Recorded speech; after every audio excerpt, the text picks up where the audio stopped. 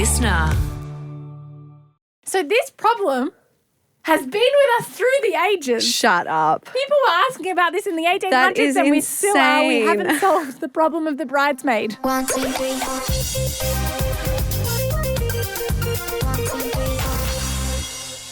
4. Hello. Hi.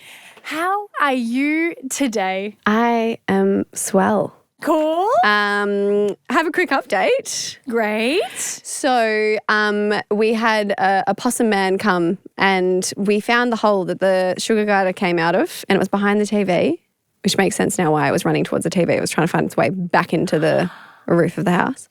And they put a little thing there. Anyway, they've done it. There's this contraption that basically any possums that are in there, because they sleep in your roof in the day, they will be able to get out, obviously, but then they can't get back in there. Wait. Are you catching the possums? No.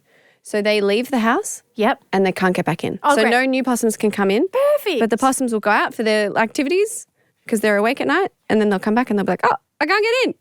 And they can't get in the roof either anymore? No, that's, yes. Oh, yeah. Oh, my God. Yeah. They can't get in the house or the roof. Great, perfect. Yeah. So you're not housing possums anymore? No, exactly. Also, just a reminder for anyone that missed the last episode, it wasn't actually a possum. It was Sugar a sugar glider. glider, which Not the is a same very thing. cute little mouse-like thing. Maybe a little bit bigger than a mouse. Definitely bigger than a mouse. But anyway. Okay, well, that's awesome to Yeah. know. I'm very Yeah. happy to hear no more sugar glider stories for you. Thank you. Now, I have to ask you, Okay. so this is a very different thing for me to be wearing today. Yes. Okay, now, for everyone listening, I bought this outfit 2 years ago and I missed the return I hate that. time. I mean, that's me 90% of the time, but I hate that about myself. And I was like, that's it. It's Yeah. good quality. I want to try and wear it.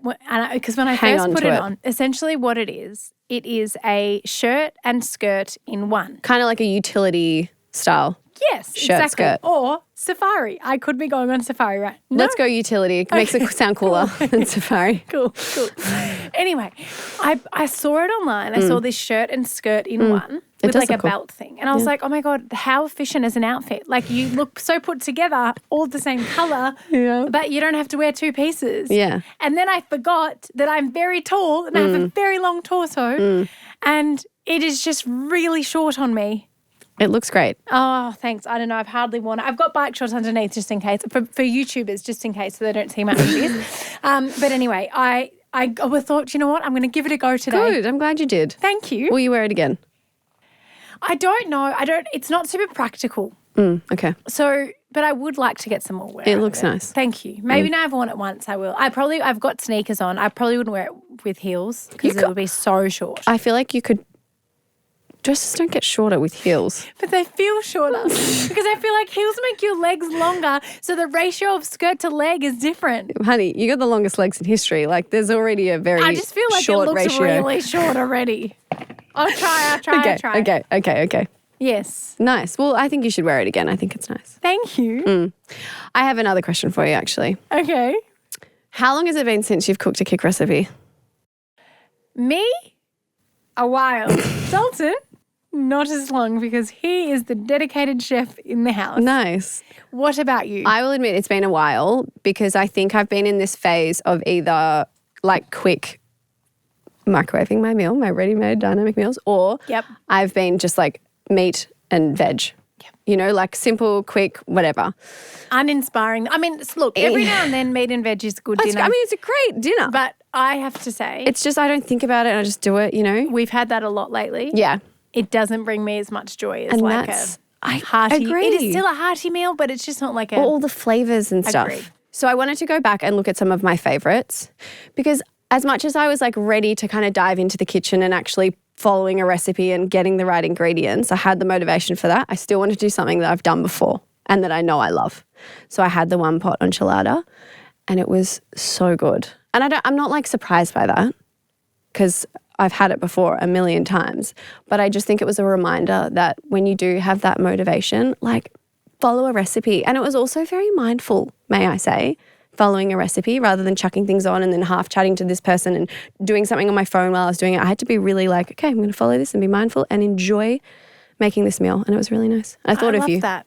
Thank you. Yeah. You thought of me because that recipe for anyone that hasn't heard us talk about it before, which Probably unlikely because I talk about the It's enchilada a lot. delicious. But that recipe was such a popular recipe that we then made that into one of our Kick dynamic meals. It is my favourite, the Yes. ready-made meal.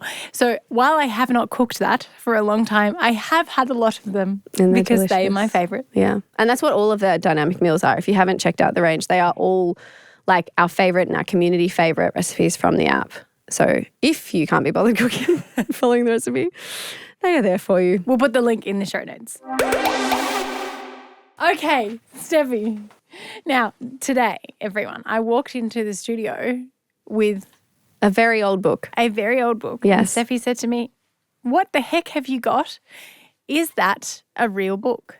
Yeah, it looks so old-fashioned that I would imagine you could open it and it would be like a surprise jewelry box inside.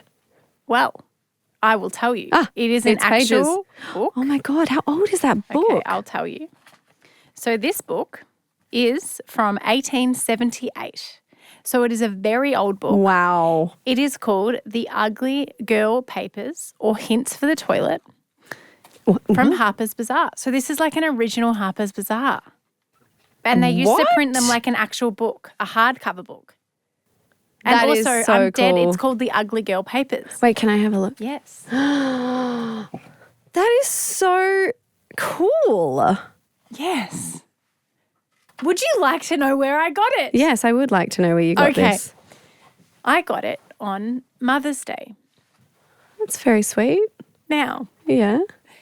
there's something I feel like when it comes to Dalton Yeah. that you know this quite well, but for the Yeah. listeners, Yeah. he either, when it comes to birthdays, Christmas, whatever it might be, what do you call it? Like seasonal events? Is that what you call them? Calendar moments. Yeah. He will either not even get me a card. And I'm not a big, I don't expect a large gift in any way whatsoever. No. But for me, I really Love a appreciate card. the thought. So a handwritten card is very, very special Yeah. to me. Sometimes, probably for the last 2 years, I reckon, I've had one card across 2 birthdays, 2 Christmas, anniversary. We don't even know the date, so we both forget that. So I just want to start by prefacing this because I don't want, but every now and then, or what I was going to say, I don't want anyone to, also it's just so important not to compare how others gift give compared to how your partner gift gives because everyone is so different. And I also just want to set this up with the fact that I had not got a gift, I think, for 2 years. So it's been a while, right? But every now and then, Dalton will go incredibly elaborate. Give it back to me because I want to surprise you with things I'm going to read. Really, oh, okay. Sorry. Okay. Hands off. There's so many loose pages in there. I know. Okay, so every now and then he will go all out, which he did for Mother's Day, which passed that. recently. So it was very special. He goes, "I've got 6 presents for you. You are going to unwrap them sporadically throughout the day." That's Do you know how hard adorable. it has been for me not to tell you this because I was waiting for the podcast? Oh my God. I loved the Sunday. I did know about the Sunday Life cover Yes. being framed. That is so stunning. That was very, very special. And Yeah. so for anyone that didn't, maybe, of course, you might not follow me on Instagram and seen it, but I was very, very lucky to do the Sunday Life cover with Atlas for Mother's Day. Those photos are stunning. they're so special. They're so so stunning. special. And so Dalton messaged Mel Singer, who was the editor of the piece. And Mel very kindly shared it. Of course, he promised he would not share it Yeah. online. Yeah. And so then he could have it printed for Mother's Day morning and framed, which was very, very, very sweet. Mm-hmm. And for people, Dalton and I don't frame stuff often because we're disorganized and it goes in the life admin pile. So that was very special. He also got I'm sure you would have got one of these before, a custom kids book. You know where you can put your name in and the kid's name in? So it's, custom kids book? Specific to them. What do you mean? Oh, yeah. So As the in book is children's called, book with the child's Correct. name in it. It's yes. how much Atlas and Dad Yeah, cute. loves their mum, Yeah, which is cute. very, very Yeah, sweet. very That was sweet. very sweet. And then in the card that he wrote me, which I was very grateful for, he said the theme of the Mother's Day presents was inspiration because he said that I'm a very big inspiration to him and Atlas, which is very special. And present 3 and 4 were 2 hardcover antique books. Mm-hmm. When I say random, guys, I have never, ever owned an old book. Well, I've owned old books, but not an antique book in my entire life. So it's very left of field for Yeah. him. And he got me, so the reason he said he got this kind of Harper's Bazaar original book was because he said that you know, you and I and everything we do makes such a difference for women and changing beauty standards and pressure on ourselves. And so he wanted to give it to me as a reminder of like how far we've come. Oh, Yeah, which is really that's sweet. really thoughtful. Really, really, really thoughtful. Anyway, so that was very, very, very lovely. I love that. And I thought, while we've got it, let's read some excerpts because they are crazy. And So this is the 1800s. 1800s I can't book. get over that. And the woman who, so at the start, as you said, there's lots of snippets in it. So this is from New York, second edition. And this copy, the person who kept the copy had would also keep newspaper clippings. So there's some newspaper clippings in that's here what that from the is. same time Right. that I am going to read. And it is just so interesting. So out of all of the snippets in it, there is so much stuff on like how to be hygienic. And back in the day, they didn't have brands. So everything was like recipes. So And it's like hand, yeah, it's true. recipes for like bath wash, recipes for anti-wrinkle cream. It's even like clothes and stuff. Like they would see in a magazine the the material length that you need and then the pattern that you have to follow to make that. If you like that look of that dress, Yes. here's the pattern to make it. Yep. I know, that's so cool. It's Love so cool. that. Anyway, actually, pause. Before I go into Yes, reading you okay. some pieces, what I would love first, because I feel like I always get in a pickle when I'm trying to think of a thoughtful gift. You know when you like someone that you love very much, Yeah. their birthday comes around or Christmas or whatever it might be, and you're like, oh my God, if only I could think of a thoughtful gift. And then I Google it, and then what comes up on Google is so bad. I feel like it's like so generic. it's so generic, Yeah. but I feel like if I gave someone something from the top 10 most thoughtful gifts on Google, they would know that I Googled it, you know? Yeah. And you want it to feel so, so thoughtful, but sometimes I just really struggle to think of something. And so I wondered first, we're going to put it out to the community. Can you please send us in the most thoughtful gift you have ever received or given? Oh, that's so And we're going to nice. do an episode and we're going to share it and we're going to have ideas Oh, I love that. for people because I feel like we're always trying to give thoughtful gifts and they don't have to be expensive No. or elaborate. Absolutely not. It's just things that are really thoughtful that have meant a lot to someone that you've given to or meant a lot to you. Would That's love nice. to hear that from you. So please slide into our DMs on Instagram at KICPod or you can email us at KICPod@KICWellness.com and let us know. Okay. Now, it was hard to choose, but I've got a few that I'm going to Okay, read to you. love. Please interject at any time. Okay, the first one. What you can do to win a restful personality by Lucrezia Borri, the famous Spanish prima donna. Personality is something that every woman desires to possess. The woman who lacks charm and feels this lack often finds herself hopelessly at a loss to know what to do to change her outlook on life and her effect on others. She longs for a magazine personality. This is wild, isn't it? The kind that draws others to her and makes them want to be with her, and she doesn't know where to begin. No woman who is nervous and jumpy can be magnetic. The woman who fairly draws, so remember guys, this is from the 1800s. The woman who fairly draws others to her and makes them want to be around because she is so lovely and charming is the woman who is calm and smooth-mannered and restful. It just plays into these stereotypes Yeah. that unfortunately still exist Yeah. a bit today and Yeah. how to be a good woman and why Yeah. all this manosphere shit just triggers me so much because honestly it's like we're reading from the 1800s. Anyway, we continue. Think this over. Think of the woman amongst your friends whom you find the most delightful. They are invariably the women whose calm response bespeaks the smooth, even temper and the calm, resourceful mind. How different this type is from a nervous, fidgety woman who toys with the silver at the table, who invariably plays with something when she's conversing with you. And all I'm thinking the whole time is like, oh my God, if someone has probably ADHD and they would have no idea. And then they think they're not a good woman. No, that didn't exist for another 200 years. But no, also on that, it's like I feel like there's not just two types of women. Yeah, that's what I There's just this anxious, quiet little thing, or there's this calm, confident queen. What about everything in Restful. between? Oh my God. Okay. Whether it be string of beads around her neck or some small trinket that she picks up, if she's dining, it's the silver on the table that furnishes her with some outlet for her nervous activity. And if she's at the theatre, she invariably tears up her program. I'm citing these nervous symptoms. That's what's crazy. It's so crazy too. And we've spoken a lot about this, but how we used to like make it like a medical problem, like for a woman that doesn't sit there calmly with her hands on her laps without speaking. They could have been symptoms of ADHD. Yep, true. That's very true. Okay. Trivial enough in themselves, but most amicable. Also, can I say? The words back then? Yeah. Yeah, no. I feel like our vocabulary is going backwards. To general charm, because I want you to take note of them and be sure that none of these idle nervous habits is your own. If you lead a regular healthy life of them, you must set about curing yourself. So it is a disease to fidget. Yes. If you don't fit in to the kind of patriarchal idea of a woman, you are sick and therefore need to get better, according to this book.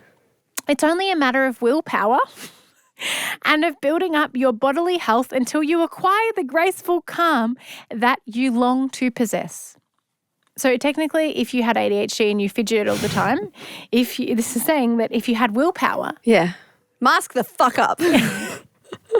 If you lead a regular healthy life, if you eat plenty of good wholesome food and get your proper amount of sleep, you should find no difficulty in doing away with the troublesome charm, destroying nerves. Keep your ideal restful response always in mind's eye when you realise how much more attractive to the male eye, the male gaze, this aspect is than your nervous, fidgety, jumping one. You'll find it easy to put yourself through the paces necessary to acquire the calm you desire. You feel infinitely better when you get 8 hours sleep. You know this. This is your immediate reward if you require a reward for perhaps giving up a late party occasionally or forcing yourself to go to bed when you feel that you'd rather sit up and finish that that absorption of how, what is it? That absorbing story you've started. The realization of how much better, also guys, the words are so small.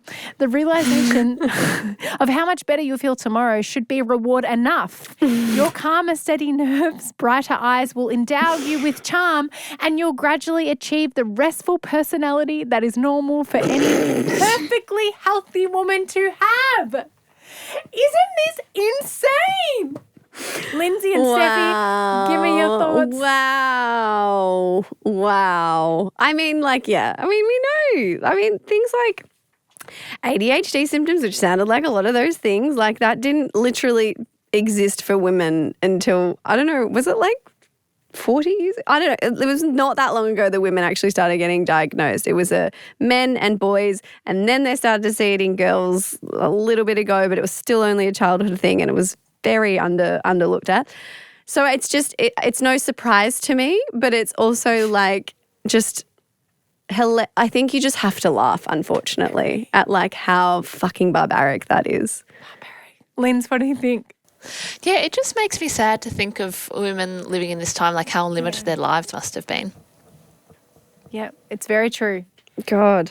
And I mean, we've spoken a lot about this on the podcast and the history about hysteria, but we used to literally put women in mental asylums if they were outspoken, like to cure themselves. Yeah. So...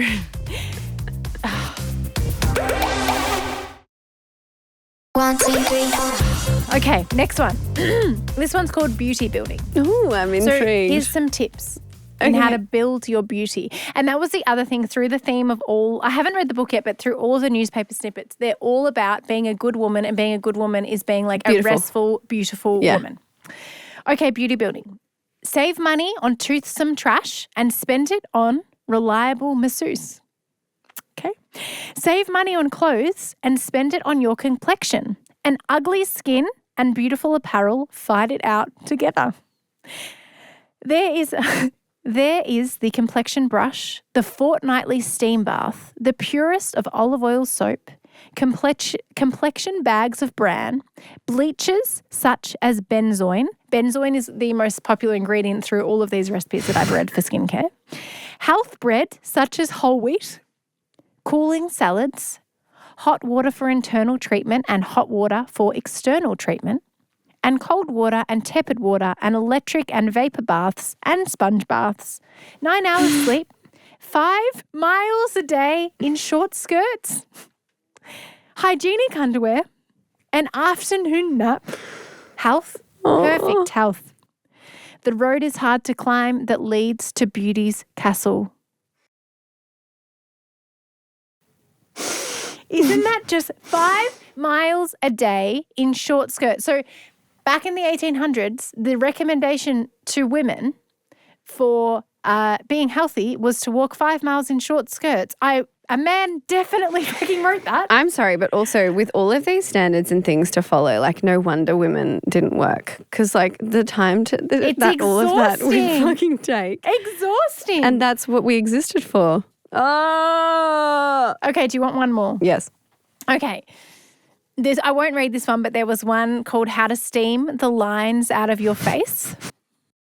Okay. And the last one, this is from a column called About Etiquette. Mm-hmm. And this was funny because there is a segment that we do on a Wednesday called What Would You Do? Mm-hmm. And one question that comes in a lot from you guys, from the community, is about bridesmaids and what to do. And there was a question that's almost identical to a recent What Would You Do question that we got. And I thought, what would the advice be in the 1800s? I love that. Okay. Dear Madam. Also, this one's a little bit cut off at the side, so I'm going to have to make a little bit what the words are saying. Exactly. Yeah. If a girl be invited to be a bridesmaid at a large wedding where there will be 8 other bridesmaids and she cannot afford to buy the kind of dress that the others are going to wear, what would you advise her to do? So this problem has been with us through the ages. Shut up. People were asking about this in the 1800s That is and we still are. We insane. haven't solved the problem of the bridesmaid. Maybe we should get rid of bridesmaids. That's insane. Okay. Well, that Okay. literally sounded exactly as even worded the same. Exactly right. Okay. How rather thoughtless of the bride to be, I think, to have chosen such an expensive style of dress for her attendants, especially since she should know the circumstances of her 8 bridesmaids, who of course must be intimate friends. I think the best course for the young woman to take would be to write to her friend. Oh my God, of course, because they didn't have phones. Sit down and write out a letter. This is crazy. To write to her friend and frankly state that she could not afford the dress selected and must therefore give up the pleasure of being her bridesmaid. If she is too proud to make this confession, they did it in like third. Yeah, like They didn't reply to the reader. No. They just would. This is what talk I would about say. In third person. Yeah. So if she is too proud to make the confession, the only thing she can do is to make the best excuse she can. Sometimes, if the bride-to-be is quite well off, she makes each bridesmaid a gift of her something. Hang on. Oh, that's it. Sometimes, if the bride-to-be is quite well off, she should make each bridesmaid a gift. And that's the end of the answer. That is the end. Wow. And there is another wedding-related one. Would you like to hear it? Sure. Dear Madam, accepting an invitation to a wedding and reception, in what form should I reply? You should not reply at all unless a reply is requested. RSVP in the corner of the invitation. Invitations to weddings, especially church weddings, do not call for replies. House weddings very often do, however, or the accompanying invitation to the wedding breakfast or reception. In that case, the reply should be addressed to the person in whose name the invitation is issued, usually the parents of the bride. It should be written on white or cream-coloured letter paper and should be read in this way. Mr. EAJ accepts with pleasure this kind invitation of Mr. and Mrs. Charles R. Brown to the wedding of their daughter on Tuesday afternoon, June 20th at 4:00. Wedding reception of their daughter should be used if the invitation be to the reception. God, I am grateful we do not live in the 1800s. Also, it just reminds me of like old school ChatGPT. Yeah. Like, you know, you'd just be like, what's an appropriate way to respond to it? Anyway, I'm going to read this and the book, and I will come back. I'm sure with there's any more other in there. Yeah, snippets, but isn't that? That's really, really great. Yes. Good on you, Dalton. Yeah, I agree. Love that. The other book he gave me was what's the other hard How to copy Put one? On Makeup. I'll bring that for another day. Yeah, cool. It was very interesting. Yeah, I'm sure it would be. Anyway, we have come a long way. Thank God. And a reminder, please send in your thoughtful present ideas for us because we would like to share them and I would also like them. Yeah. What is it time for? Special share. What do you have? Hello, I have a podcast. I haven't had a podcast for such a long time. No, you haven't. Okay, so, oops, I went into the KICPod. That's our one the of my podcast? favourite pods, but not the pod I am recommending today. Okay, so I am recommending, I wonder if you have listened to this yet. And it's an episode of The Imperfects, and it's very in line with the season that I'm in right now. It is called Dr. Edna Letgabe, I think. I hope I'm saying her name correctly. New Baby, New Brain, Matrescence. I have seen, this is like on my saved listen, please. I haven't listened to podcasts lately, and I really want to listen to it because all of the stuff I've seen, like the snippets I've seen online, I'm like, okay, I really need to listen to this. It's really good. Yeah, great. And it's just, I think for me, the more I can understand the changes to my brain and my body in postpartum, the more I can separate them from myself. So, for example, at the moment I'm feeling very anxious, but there is a very good reason for that. And being able to separate that, and it's not like I'm anxious, it's like, oh no, my brain has changed and these things are heightening me. It really helps me not feel like it's overtaking me in my life. Anyway, so if you are postpartum, and do you know what, actually, I actually think every single person should learn about matrescence and listen to it. Yeah. There was a really, really good part in the episode where I think actually Josh brings it up, one of the co-hosts. He talks about the comparison of adolescence to matrescence. And I haven't heard that put together before in that way. And I think it was such a good side-by-side because obviously we as a society identify adolescence as this huge life-changing state where there's mood swings and all of these things. And we know that that's the case. And we've done so much research in it.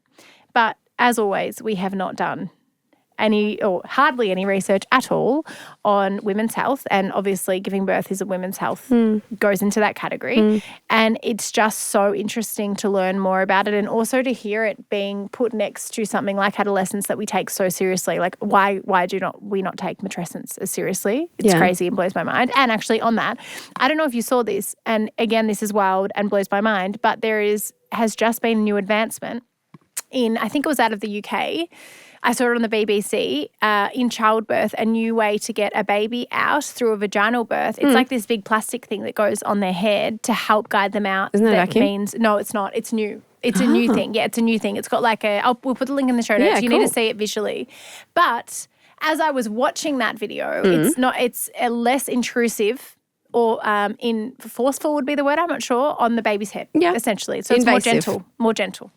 But that is the first advancement in childbirth since guess when? So childbirth, which I don't know how many babies are delivered a day, but it is a lot. Yeah. It's a very common thing. Oh, I don't know. 1950s. There has not been an advancement in childbirth since the 1950s. That's it's the crazy. first new one. That's crazy. Yeah, it is. It is crazy. Wow. Yeah. Anyway, that's cool that there's That is something, cool. but it's also not cool that it has taken so long for an advancement, but at least we are moving forward. And I will put that link in the show notes if you want to check it out. Thank no problem. you. Steffi, what is your special share? Do you know the artist Noah Khan? He's a singer. Kind of like folk. I reckon I do because I really like, so when I put on Mumford & Sons, some certain songs, and also He would definitely he play. comes into the flow, and I love his music. I really loved his documentary. So he's got a documentary on Netflix called Out of Body. Oh. And it was just really cool. Like I loved learning about his, like who he is and where a lot of his lyrics and stuff come from, because it's quite deep. It speaks a lot about like mental health and stuff. And what I really, really love, because you don't see it often from men, is he's really open and vulnerable about like body dysmorphia and like disordered eating and stuff. Like he talks like quite openly about how he doesn't like his body, and like it was just, I think, really, not that it's nice that you hear someone say that, obviously you don't wish that upon anyone, but I think just more men talking about these different kind of, whether it's mental health or just being open and vulnerable about their struggles, I think is great. And he was just really vulnerable on it and like raw, and yeah, I really enjoyed getting to know him more because I love his music. Oh, I love that. Yeah. Well, I've just been connected. Yeah. Is the word. I'm doing this funny hand thing with his music. So thank you for sharing that. I will watch that. That's an awesome special share. Kind of leads into the KICBump episode tomorrow. Yes. In ways. Don't you think? Don't I think? Yes. So tomorrow's episode of KICBump. Now, Steph and I are not in the room. No, not at all. Because there is a new piece of research that has been done by Movember. I reference their research a lot. They did a piece very linked with the manosphere that's really good, but they've just released another piece, which Zach Salder was also a part of, and it is about the impact on men's mental health postpartum, which we obviously don't speak a lot about ever, and it's really important that we do talk about it. I think especially now we talk a lot about equality within relationships, and what that comes with is obviously the equality, which is fantastic, but it's also the fact that we haven't let go of the pressures on men. Kind of they have this pressure to be the breadwinner, and a lot of them, even though a lot of families now have, well, most families in Australia have dual working parents, there's still this underlying pressure on men to earn the most money and be the breadwinner and be a provider. And even though we're slowly letting that go, it hasn't gone yet. But then at the same time, they also now have the pressure on them to be a dad and like be at home and be present as a parent and show up and help around the house and all the things they should be doing. But because as a society, we still haven't let go of that kind of pressure on men to be the provider, it's a lot. And in the postpartum experience, because men haven't given birth, they don't get asked like how they are, and it can be a really dark time for a lot of men. The research showed that. And so instead of us sitting in the room and asking questions about it, we thought, why not bring our husbands in who have just gone through, or Josh has been through twice now, the postpartum experience, Dalton, his first time, with Zach, who actually also has just had a little boy. And for them to have a talk about, you know, their experience and the research. And I hope as well it's something that if you have a man in your life that you think would benefit from hearing the conversation, that you could send it to them. So anyway, that comes out tomorrow. So I'm really excited about that episode. Me too. And then on Wednesday, we have got Blue-Eyed Kayla Jade. We sure do. Who you may know from TikTok or Instagram. I love her content so much. She's such a good storyteller. Anyway, her book is out and we are asking her a lot of questions in that episode. It is a very good, juicy episode. Highly recommend listening to it. And then we'll be back in yours tomorrow, Wednesday, and then back with a Monday episode next Monday. Love you guys. Bye. Bye. KICPod acknowledges the traditional owners and custodians of the land in which we're recording this podcast. The Yulukit Woolen clan of the Boonwurrung, who are part of the Kulin Nation. We pay our respects to our elders, past and present, and extend our respect to Aboriginal and Torres Strait Islander peoples today.